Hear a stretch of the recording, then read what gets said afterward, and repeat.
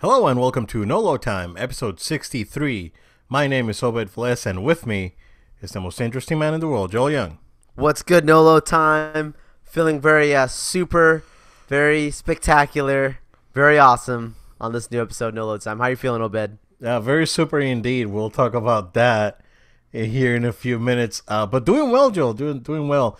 Not much going on. I did not have a lot of time to game over the weekend, but I did manage to download that Mega Man 11 demo that came out last week. I think it came out Friday last week. So I gave that a try, and it's pretty good. It's Mega Man. What I found interesting is that it's still hard. They actually went above and beyond because the more modern Mega Man games, for example, and the two that come to mind, in this case is Mega Man 7 and Mega Man 8, are not necessarily really hard. They're tough, but they're not extremely hard like the NES games were. But this is very balanced. It's still hard, but they do give you the tools that you need in order for you to progress. I almost made it to the boss. I gotta admit, Joel, it was hard. I didn't get to the boss fight actually on the demo, and it's just the one level, but it was pretty good, and I really enjoyed it. And they like I said, they do give you the tools for you to succeed and get across the level. But other than that, it was pretty good. That was the only thing of note that I got to do over the weekend. I know that you played a little game that came out last week, and you have some strong opinions about it, man. Oh my goodness, guys. It's been an amazing weekend, amazing week with the very new Spider-Man PS4 game. And I've put a few hours into it already. And I'm not going to go into spoilers purposely for the show, but nope. I want to tell you guys my instant reactions, which is go out and get this game as soon as you can. This is the game that I have been waiting for, Obed. I love Spider-Man. I'm on the record for that. I love PlayStation. It's not just because it's two things that I love, but the execution of this game is phenomenal. I'm not going to say it's flawless. It has its issues, but it is so minuscule. The combat is fantastic. Most people are comparing it to the Arkham games, which I can imagine. Yep. And it is very, very solid. But the best parts of this game has to do with the visuals of you actually swinging through the city, and not just the visuals, but the mechanics of it as well. They gave us a flawless, easy to use. You jump right into it literally from the get-go of the game. You've got this cutscene going on, giving you a little bit of a backstory, and then you're literally jumping out of the apartment, swinging through the skyline, and then you take over the controller and you're jumping and controlling it. Flawless cut between cutscene and gameplay, jumping right into the action. And it's so easy to use. It's not this stiff swinging. A lot of times when you'd play some of the older Spider-Man games and mechanics at those times, you'd be swinging only the direction that you're looking. You actually can easily swing around buildings. You can change your perspective in the middle of mid-swing. Mid-swing, you can pick up objects as well. It's phenomenal. I cannot tell you how much I just love just swinging around the city as Spider-Man. It's just so much fun. The storyline seems really solid. I like how they start off with Wilson Fisk. I did not expect, that right away. So that's pretty cool. There's a couple other villains that are in there. Dr. Octopus, didn't expect some stuff there with him that comes about.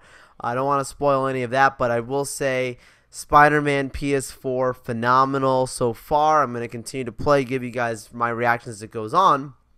And speaking of a reaction going on, I got some really great feedback on our last episode of No Load Time, Obed, where we were talking about reviews of Polygon and talking about some of the other guys. So they give us their reviews and how they're not going to give a score. I'm not going to give a score for this game, but that's just it. Someone else was pointing this out to me, and you're probably listening to the show now. You were telling me how, games change over time so much. Absolutely. You can't give a score at one point, and then the game changes later, and you feel like your score doesn't reflect the game that it is at that point in time.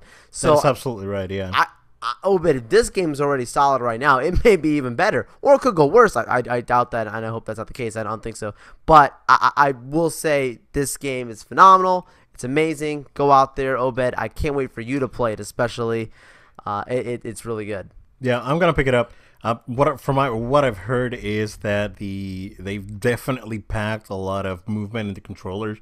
Like there's like you use everything on the DualShock 4 because Absolutely. it's a lot of movement they added. I heard the combat's great, like you said. I kind of expected the game to begin with Wilson Fisk because we've already known from the E3 trailer that was at E3 2017 that he was already in prison during that demo, which was supposed to be like early in the game. So we kind of saw that may have been early on. But what I heard is that the story is really good and how they basically redid a lot of what the characters do because you're used to Peter being a reporter and JJ being at the Bugle and all these things that have changed because Superman's been doing. I'm sorry, not Superman. Spider-Man has been doing his thing for was it 8 years, right? Something like that. They say. Yes, that's the best part about the game to me is that you're jumping into an existing storyline. All that backstory stuff with Spider-Man, it's already happened. He's been Spider-Man for a while, so that it's been a few years, like you mentioned. Yeah, and that's what I heard. I've kept it spoiler free, but I'm definitely gonna pick it up because I think it looks really good. Please do. I also got to watch some Iron Fist, and so I know it's Iron Fist season 2. Saw some of that footage at Comic-Con when I was there. Now actually seeing it in context with the show, I think it's a lot better than season 1. Season 1 has a lot of difficulties, especially taking it seriously and the naivety of the character. These different parts that just kind of made it hard for you to connect with him. It was really hard. Yeah, very hard to connect with. Yeah, that's the thing. You can't just sit there and just watch because it's punch, punch, bang, bang. You need something to connect with, and I think they've progressed it enough in this next season so far that I'm connecting a lot easier. And the choreography is phenomenal. I think I mentioned this before to you that the choreographer for the show is the same one that did a little movie by the name of Creed and Black Panther. So it's a lot better physical combat scenes, but the villains are also really intriguing. So I'll keep you guys informed there. I'm about episode 5 right now, and there's 10 episodes, so I'm halfway through on that. But that's another thing that came out this last week. There was just tons of stuff that's been going on. We've got a lot of stuff to talk about in this episode too, so I don't want to take up too much time. Yeah, this episode's gonna be packed. There's some big gaming news that just dropped like about an hour ago. Right. Plus a lot of stuff that's coming out of the Tokyo Game Show, and the show hasn't even started. Show's next week, but we've already got a bunch of PlayStation news to share with you guys. But Joel, let's start with what everyone's was going crazy on the internet this week, and this is our pals over at DC, right? And we've talked about DC ad nauseum, and it's like every week they figure a way to mess everything up, and we end up talking about them. So, Joel, Henry Cavill, I like the guy. I like Man of Steel. I'm on the record. I've said it on the podcast before. I think Man of Steel is a criminally underrated movie, and I really enjoy the movie. I really like it. Joe, Henry Cavill apparently is no longer Superman, but not really, but maybe not. Joe, what's happening, man? Because this is crazy. This is like a wave of emotions here for a lot of people. What's going on? Yeah, man, this is a lot of people have been asking me about this. A lot of people have wanted to hear my opinion. So, guys, this is it. This is the moment you've been waiting for. Superman. Henry Cavill, we get the announcement just the other day that, when I say announcement, really was broken through the Hollywood Reporter, telling us that Henry Cavill is no longer playing Superman. He's exited the role was the wording that they used. Supposedly, it was negotiations fell flat. He was in negotiations to play Superman in the Shazam movie. He was going to be a cameo. According to what I heard from Humberto Gonzalez from the Hollywood Reporter and Heroic Hollywood, his sources are telling him that the scene that he was going to be, for what it's worth, in Shazam was going to be at the end of the movie, because obviously that movie's been shot. He was actually going to be in the end of that movie, an end credit scene with Billy Batson, and he was going to show up as Clark Kent, which is interesting. So he was going to show up in the end and just kind of talk to the kid at some point. Not sure what dialogue was going to go there. So it was going to be a small cameo in the movie. Those negotiations fell flat. He also then is rumored to be exiting the role. The internet goes crazy with the headline, Superman is no longer going to be played by Henry Cavill. Henry Cavill has exited the role of Superman. Oh my goodness, that's it. Obed, I myself was very fascinated by this, because I thought if we were going to hear any news of somebody exiting a role, it was going to be Ben Affleck. We've been prepped for that. We've been talking about it for a couple weeks now. We've been talking about it for a few weeks now. The rumors that came out in association with this was that Ben Affleck has also now followed suit and that he's dropped out of his role. I want to give some understanding to what's going on here.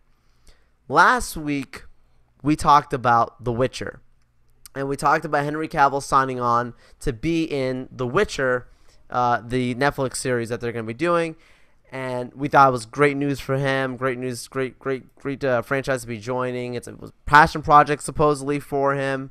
And a lot of fans at that moment signaled, oh my goodness, what does this mean for Superman? He's not going to be playing Superman anytime soon. Like, what's going on if he's signing on for The Witcher, which we've mentioned, if you're on Netflix, you're going to be there for at least 4 years. It's not going to be like a one and done kind of thing. He's got work set out for a while. So with this news coming out now, here's what I believe is actually going on. No deal means no cape. There's only 3 movies that are being in production in 2019. That would be The Batman, Birds of Prey, and The Flash.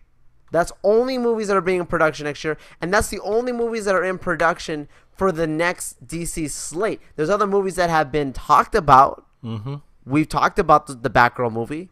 We've talked about a Supergirl movie. There's other things that have been discussed, but those are the only 3 movies that are going into production.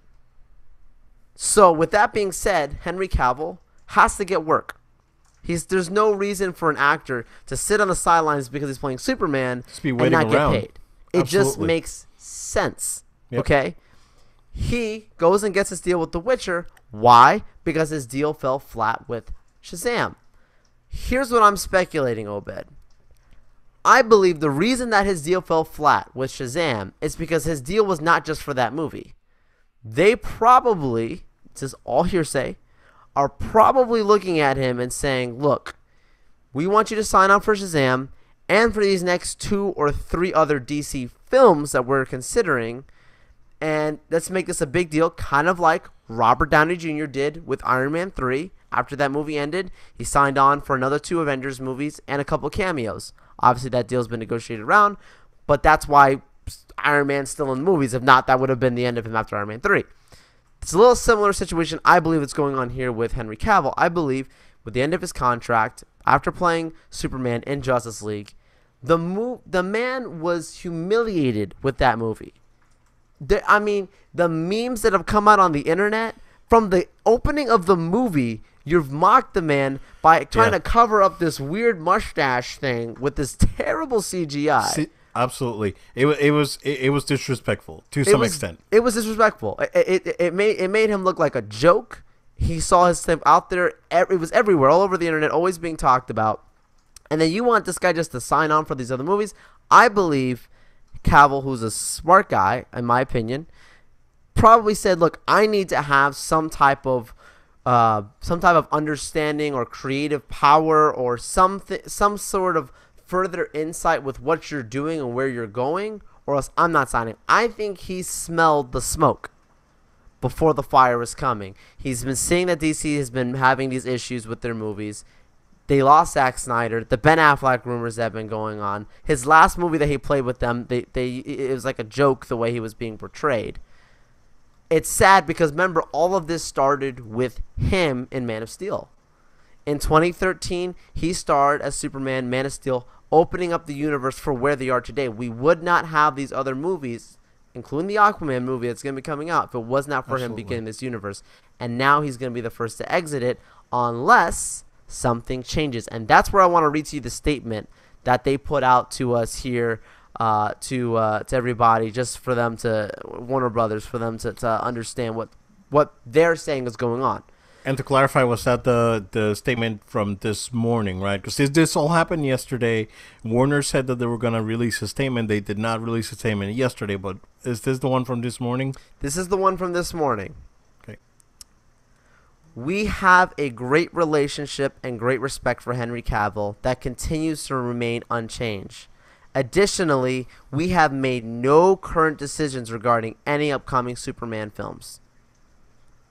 That right there in and of itself is telling us we like Cavill. We want him to be Superman. They're not kicking Superman out. I want to make that clear because some people are like, oh, they don't want Cavill. What's going on? No. He's not been kicked out of the project. They still have a relationship with him. They just have not struck a deal. No deal, no cape. Remember I said that. So they're saying we have no plans for Superman. Of course, if you have your star actor who's been playing him for the last few years, it's dropped out. Of course you're not going to have any plans. You got to reevaluate what you're doing. I do not buy the Michael B. Jordan rumors. I don't believe that's even be remotely true. I think that's some type of publicity stunt going on there to see how people react. Yeah, see, and again, we want to go ahead and jump in, and just a quick pause here, Joel, because we had this discussion when we talked about Starfire on the Titans show, right? It's not about race. This is not, absolutely has nothing to do with that. The problem that I have is that you have a perfectly capable actor that's already part of the universe, and the studio or whoever's spreading these rumors about Michael B. Jordan coming in and sipping in a Superman, with them already having an established actor that's doing it, and not being clear about what their purpose or what they want to do in the future, and that's causing concerns because it's like sounds like they want to push him away and want to bring this guy in because it's hot to make diverse movies at the moment, so we're trying to go ahead and stir the pot and get more people on board. I think Michael B. Jordan is an excellent actor. There's other roles he can play that are probably going to be better suited than Superman for him. Besides the fact I don't think Marvel's going to let him go. I don't think so either. I don't think Marvel's going to let him go. I think after the snap that we saw in Infinity War, anything can happen. Anything can happen. I don't think this guy's out. I think if you just lost Loki, and I think Killmonger was up there with Loki, spoilers for Infinity War, guys, I believe that this guy can come back. That's just my thoughts and hearsay. But here's the other part that's really interesting about the whole Henry Cavill supposedly no longer playing him. He released a little something on Instagram last night, and I texted to you, Obed, right away. I was like, you gotta check this out. He puts out a cryptic message, in a sense, a mysterious message, and it's basically him standing still wearing a Krypton trainer shirt or something along those lines, and he's got a Superman action figure that he slowly rises in front of the camera and stays completely still, not smiling or anything, and then takes it right back down, and that's it. Showing, in my opinion, he's sending the message, I want to play Superman. I believe he wants to play Superman, but he's trying to make us, the fans, demand that he comes back. He's stirring the pot. They're going to give him what he wants, and I think he'll be back as Superman, Obed. I don't think this is the end of it. That's my opinion. Yeah, I think Henry Cavill must be very happy right now because the DC movies have been criticized, but it's absolutely has not been because of the actors. It's because of the writing, because of the directing, because of the meddling of WB in projects and all this stuff that's happening. I think that we all like the actors that they've picked, even if this kid that's playing the Flash, I forgot his name right now. Ezra Miller. Yeah, Ezra Miller. I think that Henry Cavill right now is very happy because of the fan reaction. Because everyone was like, "Yo, what are you doing?" Like, we like this guy, and yeah. There's a few sad people on the internet out there who are completely brain dead. Okay, that made some comments about, well, I'm glad because we wanted an American actor to play Superman. It's stupid. Let me tell you something. Stupid. Let me educate, drop some knowledge on you guys.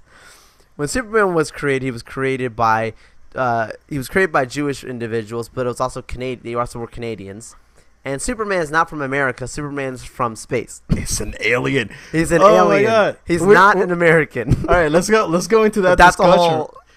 Yeah, we can go into that discussion for days, dude. Because it happened. The same thing happened. When and again, the movie is like garbage. This movie is an absolute insult. But Dragon Ball Evolution, it's like the movie is crap. Like, there's no arguing about it, right? This movie is atrociously bad, and it's a pile of dog dookie. But But seriously, like, people were mad because an Asian guy didn't play Goku. It's like, yo, Goku's an alien. What are you doing? It's like, I mean, yeah, it was retconned. It was retconned that he was an alien, but he's still, he's an alien at the end of the day in the canon. So that didn't bother me, right? And I'm a big Dragon Ball fan. So, it's the same thing with Superman, right? But like, people are so dumb, man. I was like, I don't know. You're face palming over there. I'm telling you guys. I was like, when I saw this, I'm like, is this really what people are thinking? Like, do they know Superman? And I don't like this elitist mentality of, I know you have no opinion, you have no right to say anything. But I'm like, wait a second. Why does it have to be an American again? Because Superman's not American?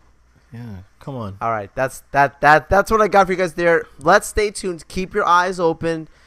Don't get caught up in this headliner nonsense of Henry Cavill's exited the role of Superman.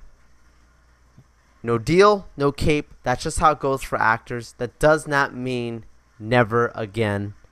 It just means he has no deal to play Superman. So he's not going to play him until he has a deal. If he never gets a deal again, then he's never going to play Superman again. He's not exiting his deal. He just doesn't have one. We can't pretend talk about as if he was going to always be playing Superman if he didn't have it documented to a lifelong contract or something.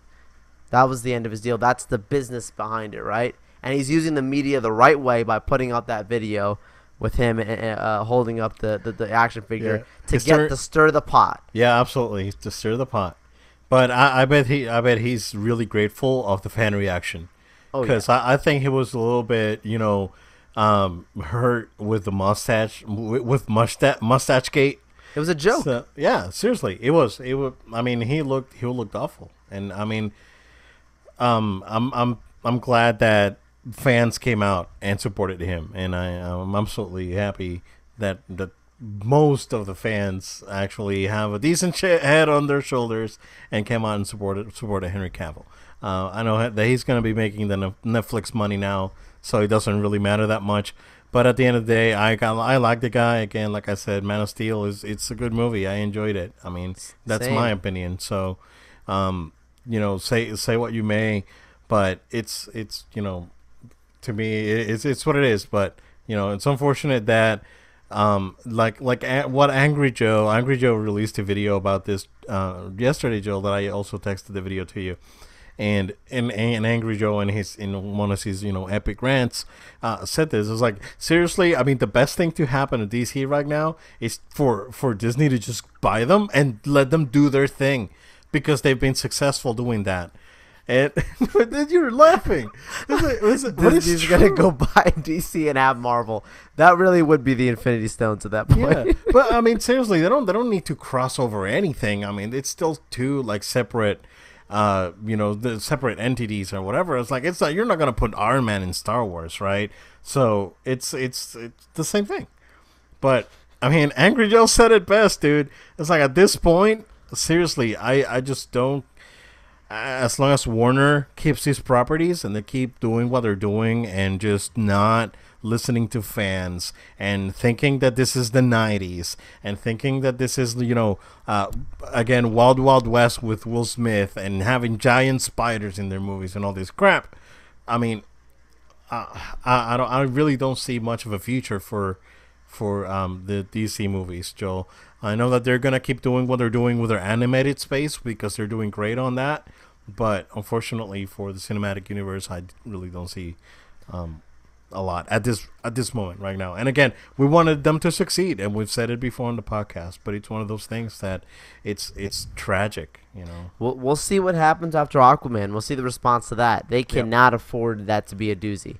So I'm hoping it's solid. From what I saw at Comic-Con, looked great, but we'll see. Yeah, definitely. Joe, we'll move into some tech news here. We had a big Apple event yesterday. Of course, the new iPhones were unveiled along with a new Apple Watch. We're not going to go too much into the Apple Watch. The only crazy feature it has is that it'll tell you if you're dying, basically. It's a life alert, guys. Yeah, it's a $400 life alert.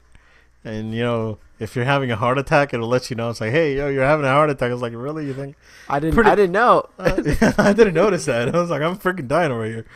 So it's good. Apple Watch is fine. I may get one. I may not. I'm indifferent towards it. But let's talk about the phones real quick. Because man, you're like laughing it up over there too. I'm sorry. I can just see someone, dude, just with their phone, literally having a heart attack. It's like, you're dying. Okay, yeah, I didn't know. You get a countdown on your Apple Watch like Death Note. It reaches 6 minutes and you get a heart attack and you die. Is the watch prophetic or creepy? I don't know. Oh man, that's good. But Joe, the phone that I want to talk about, man, it's to me, surprisingly, actually, is their quote unquote budget phone, which is the iPhone XR or 10R. That's the one I want to talk about because it's a big screen, 6.1 inch screen, same features performance wise as the 10s. The only difference being the storage options are different. They're a little bit smaller, and it doesn't have the wide angle lens camera. It has a single lens camera. I believe the same camera or an updated version of what the iPhone 8 has, not the 8 Plus, but the 8.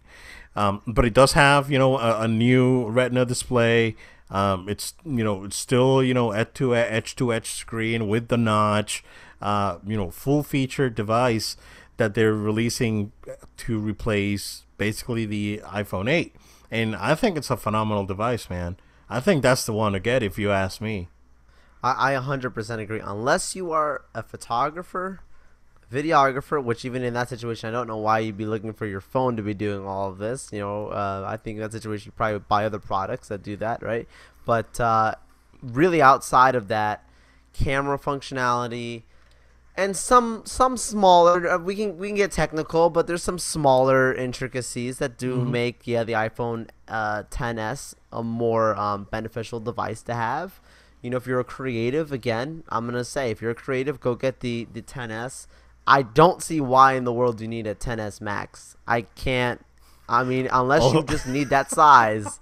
Also, and it sounds so crazy. 10s Max. So who's doing the naming conventions at Apple now? Capcom. It's like iPhone 10s Max Alpha Champion Edition Turbo. It's like you just keep adding buzzwords to it. Just make it a new product. Yeah. I don't know, man. Like the naming conventions are not great in my opinion. It's not terrible. It could be worse, but it's not great. Could be the Xbox One X, right? Well, let me tell you something. XS is very it's very close. Very close. Yeah. But yeah, the 10s is gonna be replacing the 10 at $999.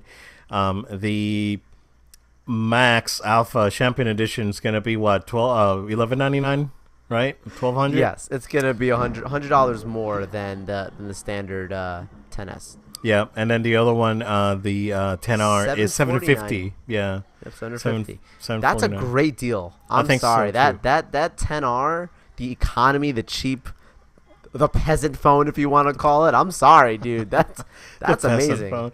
Dude. I'm still rocking my 6S, and it's still like brand new. Yeah. Oh yeah. And I can run anything on it, and it's like not even laggy or anything. Now here's another thing. It's funny, right? You updated your battery on yours, so they actually are going to be raising the price for battery replacements going forward on some of their new devices. So that's an interesting thing to note. Starting in December, actually, because you have until December of this year to replace your battery for $30. Starting January, it's going to be $80. That's a huge price jump. It's a huge jump. Yeah, because I just paid $30 for mine at the Apple Store, and basically just drop it off, wait for an hour, and basically I just dropped it off, went, grabbed something to eat, came back, and the phone was done. So it was it was a no brainer. Rather than me spending this whole bunch of money, why not change the battery? And I can probably just rock this phone for another year. Same. But we'll see if there's a good deal on the 10R out there that I would see for Christmas. I'd probably go for it because it seems like a reasonable device, man. Decent updates, screen's good. One thing, Joel, is that Apple now 100% pretty much killed the 3.5 millimeter headphone jack because they're not including the dongle anymore, and the phone doesn't have the plug. So I still have a plug on mine, and I like it because I used everything on it. So can you say Bluetooth? I have a Sony headset, a wireless headset, but that's the future. Yeah, but at the same time, it's like, if it's what if you run out of batteries? And I know that you can probably get like the dongle, or you can get an adapter or something that you can do like lightning to the phone, but at the same time, it's like handy, right, to have the option. Options are good. Don't take away options. Yeah. Don't tell Apple that. The kings of adapters. Yeah. I told you, Obed. I thought that you asked me. First of all, before we even went into, we were talking earlier. I mentioned to you. You're like, Joel, which one do you think is the best? And I was like, the 10R. And you thought the same thing. And I told you the same thing with the watch. Unless you need that EKG features, you might need it. I don't know your situation with your health or whatnot, but. I think the Apple Watch 30 is just good enough, and that's actually going to drop down in price as well, significantly, the 3. I talk to people who still are on the Apple Series 1. You wouldn't even tell the difference. It's just fine. So I think there's good enough stuff out there, for you to consider now, and I like those options. The 10R sounds like it's going to – I actually would not be surprised, Obed, that's going to be the hottest seller this Christmas, the 10R. Yeah. I think it might surpass even the other devices. Yeah, and I think that Apple Watch 3 is going to sell really well. Like, I'm interested in actually going and getting that instead of the newer one. It's $100, almost $200 cheaper, right? You don't want to know about the incoming heart attack? Joe, I'm fine. I just went to the doctor 2 weeks ago. I'm fine. Praise God. It's like I'm a responsible adult, right? I go to the doctor every year. I make sure I'm not dying, and that way I can just live a happy life. It's fine, No, I know. I think that's how most people are with this. I don't know how well the 4 will sell because, that was maybe a little lackluster. And I think the other part to mention, Obed, is that also missing the MacBook Air was a rumor to be coming back. Yeah, was not there at all. The only 2 things they talked about was their phone line and their watch line. So nothing much there, but we'll see, man. Yeah, Apple's unpredictable. They can, do a shadow reveal. It's like, oh, by the way, we updated this thing, but we don't need to do like a big, press hubbub about it. So it's they're like that. But yeah, cool stuff nonetheless. We'll see what Google has for next month. So for their I/O. Joe, Tokyo Game Show is happening next week. We know that there's already a lot of things planned. There's going to be an in-depth look at Death Stranding, among other things. While PlayStation had a showcase and showed 2 exclusives, plus a bunch of new stuff coming. you can get an Xbox One controller with Cheeto repellent on it, and yeah, that's a thing. Cause I mean, who needs games when you have when you have a controller that your chicken wings are not gonna stick to. Um, And by the way, guys, the reason why I'm really cracking up over here is some people who interact with me on the daily, they think I'm kind of like a germaphobe when it comes to certain things. I clean a lot of my stuff, so I just can't imagine having Cheetos in one hand and the controller in the other. Obed, that's not the world I want to live it's in. not. No, me neither. I don't operate that way, We're, sir. Obed and I are not savages. No, exactly. We're civilized men. Damn it. You know?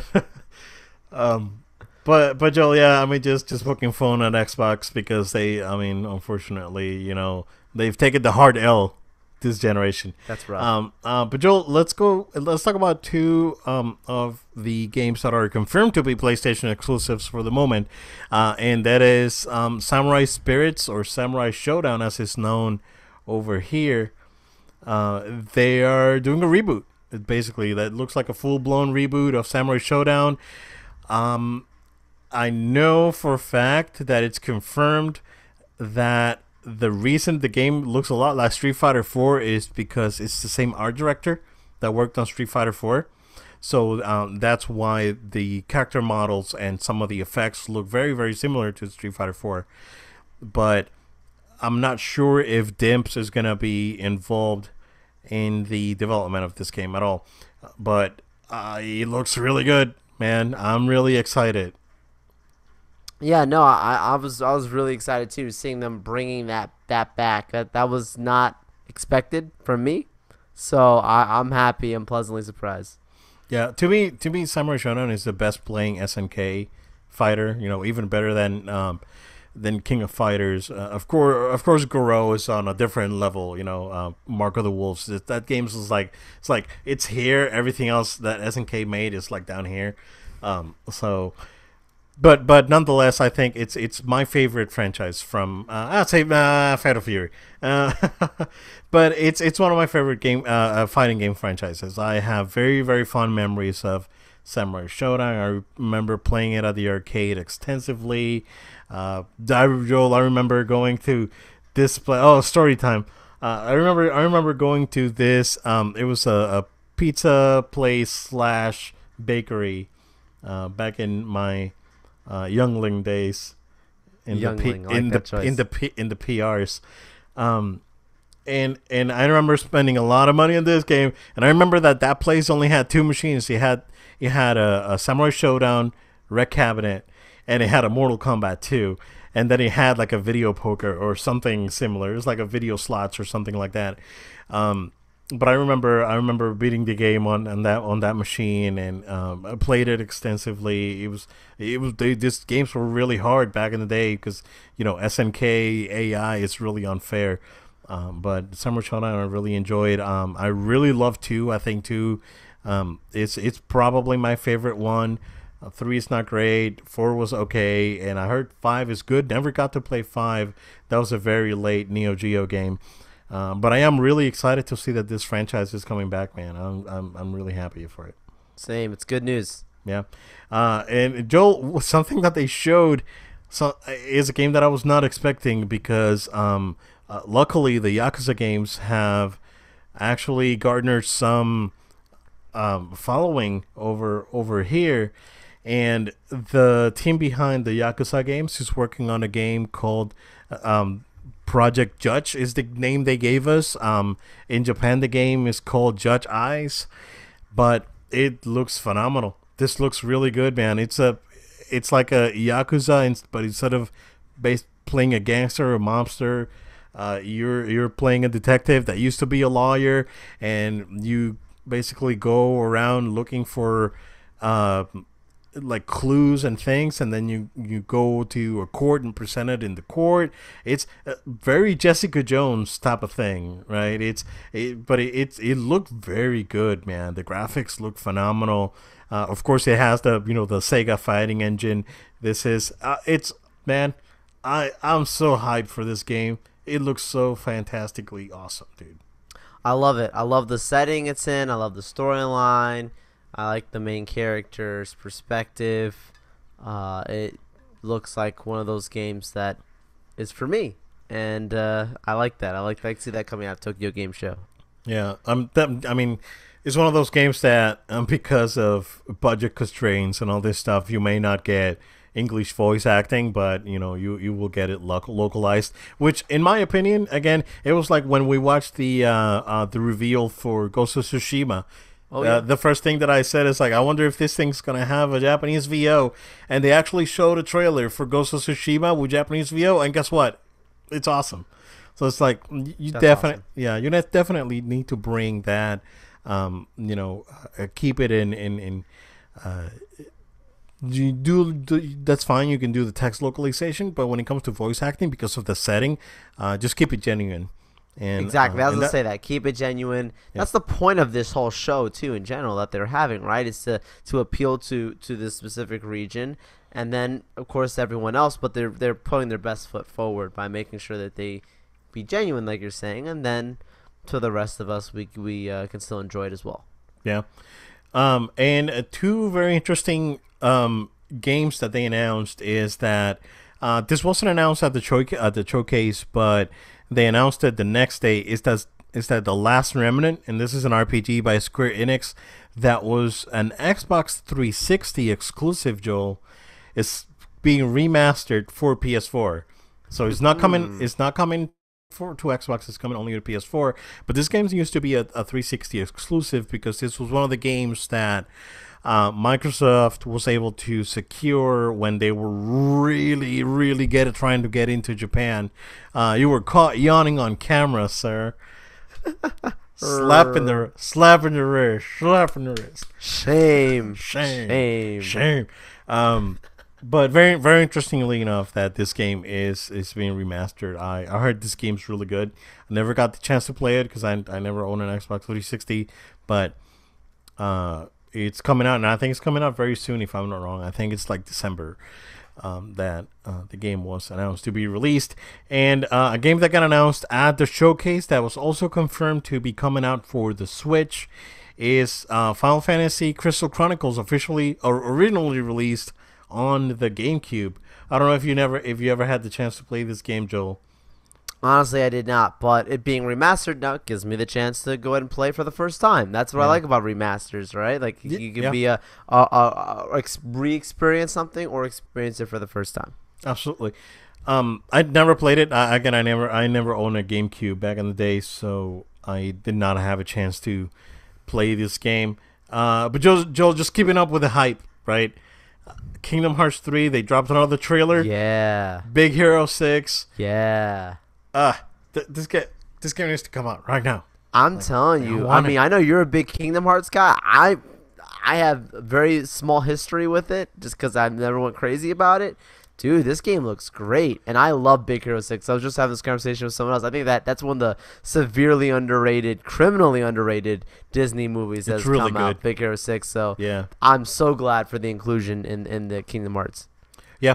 PSA, the 1.5, 2.5 collection is $20 at GameStop this week. Nice. In case you're interested in grabbing that. But Joel, let's go ahead and jump into a bunch of Nintendo news that just came out about an hour ago, man. Yep. And of course there's a whole bunch of stuff that got announced on Tokyo Game Show, but those were the things that I wanted to talk about. Of course, there's that game by Square Enix that's in the Front Mission universe that Joji Shinkawa was doing the mech designs for. I forgot the name of it, but it's a game that I'm looking forward to as well. They showed a quick trailer, but still no gameplay at TGS. But Joel, Nintendo just had a Nintendo Direct about an hour ago.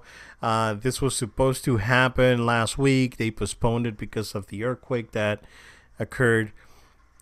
But man, a lot of stuff. Just real quick, the new Super Mario Brothers U, that was a Wii U release title. And this is basically the 2D Mario that came out when the Wii U came out. It's being re-released as a deluxe version on the Switch. And Joel, they announced a new Luigi's Mansion coming for the Switch as well. next year. Nice. Yeah. I loved the reveal for that initially when that for the last time we talked about it, but yes, I'm happy to hear that coming. Yeah. They announced that, of course, they're all right. So pause here because we're going to talk about this for a little bit. But they had confirmed that the Nintendo Switch Online service was going to be released in September. They didn't announce the date. They officially announced the date today, September 18th. So that's next Tuesday. The service is going to be out. Of course, if you do not have the service, you are no longer able to play some of the multiplayer games on the Switch. This includes cloud saves for some games, not all games, Joel, because Nintendo's using the excuse that cloud saves allow people to access data and cheat. And all right, so this is some backwards thinking from Nintendo for you. I mean, cloud saves have been happening since PS Plus, basically, right? I'd say PS3. Yeah. So and even before PS Plus did it, I believe Xbox Live did it. Yep. So Nintendo's just they've always been very protective with their online services, and it still shows that they still have a long ways to go, because at this point they should be able to compete in this in the online space, and they're not doing it. Of course, they're doing their own thing, and that's fine, and I respect that. But certain things you just need to get with the program and just do them right away. But the price still, I have to say it, man. That online service, $20 for the whole year. That's fantastic. Yeah, I $20. Mean, little Billy, yeah. You need to ask for that for Christmas if you haven't already. $20 for your 12 months. Come on. You need to ask for the Switch service for sure if you want to play that Mario Kart online. Man, that kind of sucks. It's like if you have multiple consoles, then you have to pay for like multiple services. That kind of stinks. But you'll be getting NES games with the service, so that would be included. To which they announced today that they are going to have NES controllers for the Switch, $60 for a pair. An absolute waste of money, if you ask me, Joel. 8-Bit Dough already does an amazing set of third-party controllers that you can use for the Switch and other devices for less money. Why would you do this? I mean, you can still charge them on the Switch on the sides, and it looks awful when those controllers are popped in the side. It's $60 for the pair. You can probably get a pair of 8-Bit Doughs for $40, $60 if you want to get like the more full-featured ones or the Super NES ones. But it's their way of jumping on the hype train. Yeah, that's the way of jumping on the hype train, making a buck off of it. I mean, if I didn't know any better and I didn't know that there was other options, and there's people out there who will just see it and buy it, that's just how the consumer market can be. Yeah. From Nintendo directly, I can see them selling, but I think their expectations are probably pretty small for the nostalgia group. Exactly. That's what I was gonna say. They're playing on nostalgia, and they're gonna cash in because there's people that are gonna go ahead and buy this because they're easy to carry. They're small. You can charge them with the Switch. I mean, 8-Bit Dough you can charge with any USB. You can charge it anywhere. But in my opinion, if you're like a Nintendo freak, then sure, why not? But there's better options out there, if you ask me. Sure. Just real quick, World of Final Fantasy, which I briefly talked about because I got it for the Vita recently, is coming for the Switch. So that's coming out on November 6th. That's pretty soon. They also announced that the full suite of remastered Final Fantasy games are coming out for the Switch. So Final Fantasy 12, The Zodiac Age, Final Fantasy 7, Final Fantasy 9, and Final Fantasy 10 and 10-2 are coming out for the Switch next year, and they're also coming out for Xbox One. So that was updated, and that suite of games that was previously PlayStation exclusives are coming out for Xbox One next year. They announced Isabelle for Smash, and they announced that Smash Brothers bundle. Joel, what do you think of that doc? I think it's great.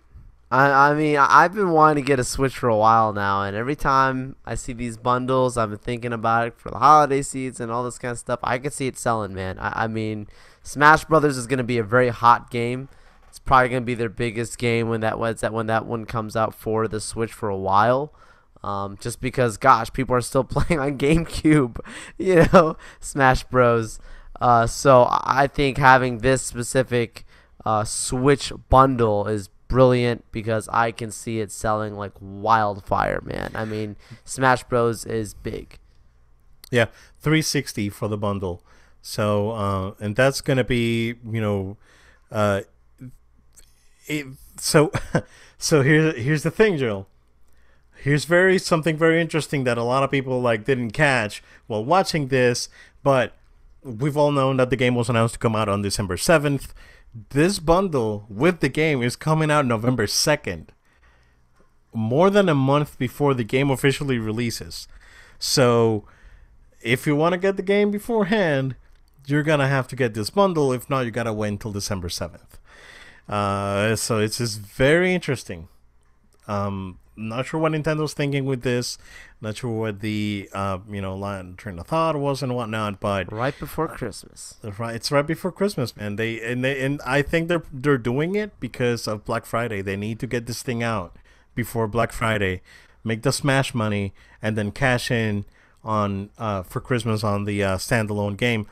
Joe, they also announced this week that there's going to be a bundle with the new Pokemon Let's Go games. That featured a dock with the Pokemon art and green and yellow Joy-Cons, Pokemon themed. So they also announced that same price, I believe, comes another out good looking set. It looked down, those yellow Joy-Cons look pretty nice, yeah.